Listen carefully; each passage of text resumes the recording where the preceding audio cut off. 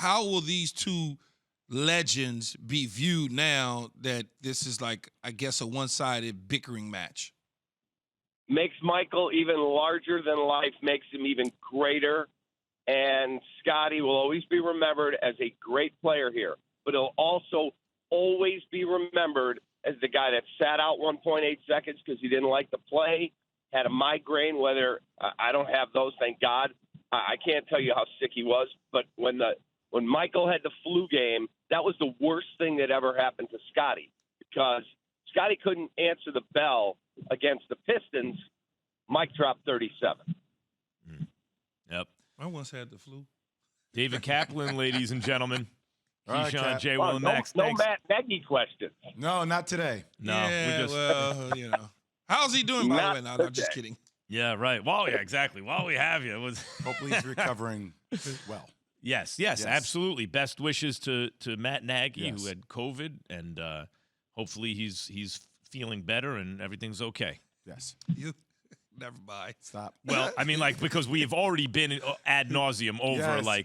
Matt Nagy's not there. Look at Justin Fields. Is there a correlation? Well, the only thing I was going to say is look at Justin Fields play on Sunday, and you'll know if Matt Nagy is healthy or not. Oh, yeah. Well, you think it's like that? Might be. Cap, you still there? Yep, I'm right here. Look, you can't tell me that offense didn't look different the other day. We didn't win, but you can't tell me that the play calling, he's on the roll, he's running boots, he's throwing down the field. You cannot tell me it wasn't run differently when Matt had no input. You can't tell me that. I agree. We're on the same page. It did look different. Hey, Cap, I'm not going to let us off basketball just for 1 second because we don't get a chance to do it a lot on the show. But I do want to get your reaction, and I want all of us very quickly, we only got about 5 minutes left, to talk about what J.J. Redick said the other day. I don't know, Max, if you have the quote up about what he said as it relates to NBA players. But pretty much, he talked about the fact that NBA players back in the day are nowhere as good as where NBA players are today. And what are your thoughts about that? Could NBA players back in the day play in today's game right now? Yes, they absolutely could. There were some amazingly talented players. Just go back and look at the numbers. There were great players back when I was scouting in the 80s and 90s, when you were coming up, Jay. Great players. I'll ask you, could some of the guys today go back and play in the physicality of the old game? There's no way some of these guys would be anywhere near as successful because they whine and cry about fouls today. Can you imagine going back and just getting your head ripped off going through the lane? Cutters would go through. I remember that's called a foul, Cap. That's called a foul. Like when somebody throws a bow to your face, that's called a foul. But it's not necessarily a flagrant, and you could keep getting it again and again. But it's like these conversations always kind of go ahead, Key. Read the actual quote.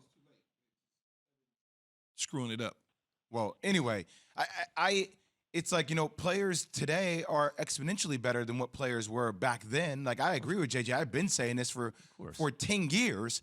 But the physicality of the game, I actually do believe if LeBron James grew up with the physicality being that way, he'd be fine. He would be fine. He'd be fine. But and just like if a dude from back then was training with today's methods, he'd be fine. Like, to compare eras and say, well, in this era, it's ridiculous.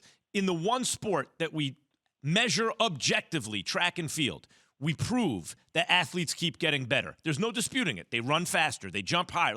So of course athletes are getting better. What does that have to do with greatness? All you can do is see how athletes competed against their contemporaries and judge that. That's it. You play this game all you want. How did LeBron do in his era compared to Kareem, Jordan, Magic, whoever? Yeah. Go ahead, Dave. Well, I was going to say, LeBron's 6'9", 275 pounds. He works incredibly hard at his craft. He's an amazing player. But you tell me some of these guys go back in the 80s and they run through the lane trying to make a cut. Bam, they get one right in the chest.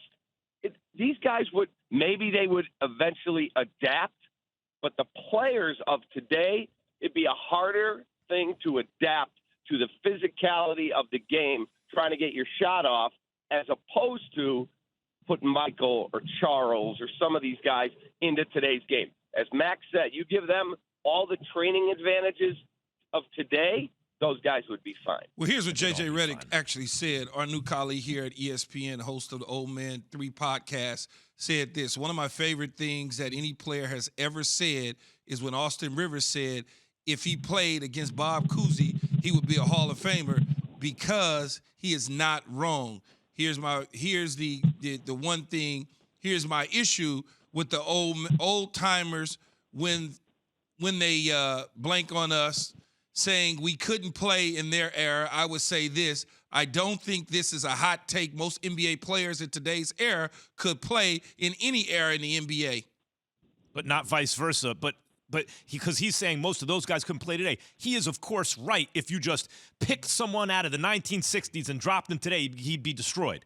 But if you picked him out of the 1960s and he grew up today, like the great players then, with all the you get all the medicine, you get everything, the weightlifting, the training. His skills would be better. He'd be stronger. And by the way, of course, LeBron could go through the lane in the old days. They get out of the way in the old days. 260 with that speed. Keyshawn, JWill and Max.